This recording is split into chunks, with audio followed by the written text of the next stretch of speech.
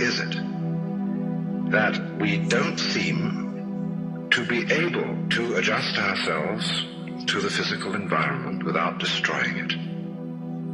Why is it that in a way this culture represents in a unique fashion the law of diminishing returns, that our success is a failure, that we are building up, in other words, an enormous technological civilization which seems to promise the fulfillment of every wish almost at the touch of a button. And yet, as in so many fairy tales, when the wishes finally materialize, they're like fairy gold. They're not really material at all.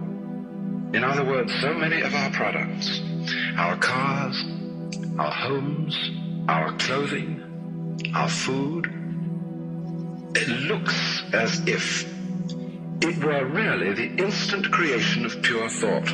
That is to say, it is thoroughly insubstantial, lacking in what the connoisseur of wine calls body. And in so many other ways, the riches that we produce are ephemeral. And as a result of that, we're frustrated. We're terribly frustrated. We feel that the only thing is to go on getting more and more.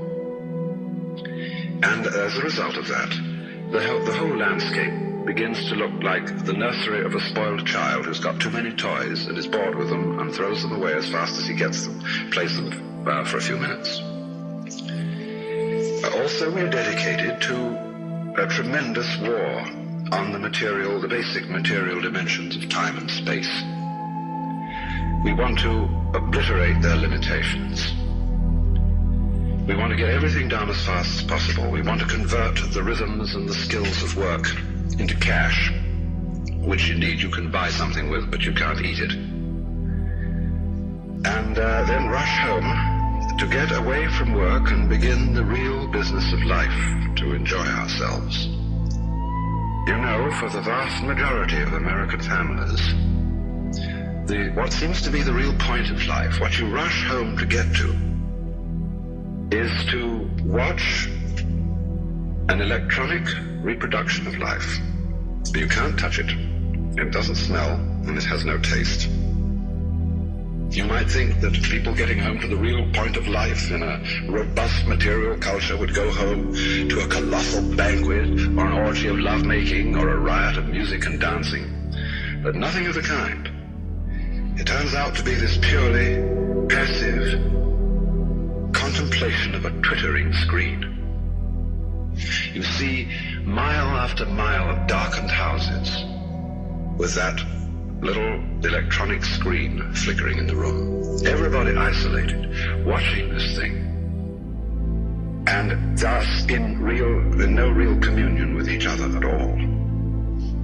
And this isolation of people into a private world of their own is really the creation of a mindless crowd.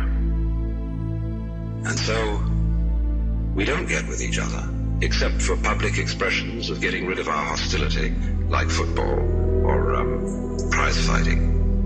And even in the spectacles one sees on this television, it's perfectly proper to exhibit people slugging and slaying each other, but oh dear no, not people loving each other, except in a rather restrained way.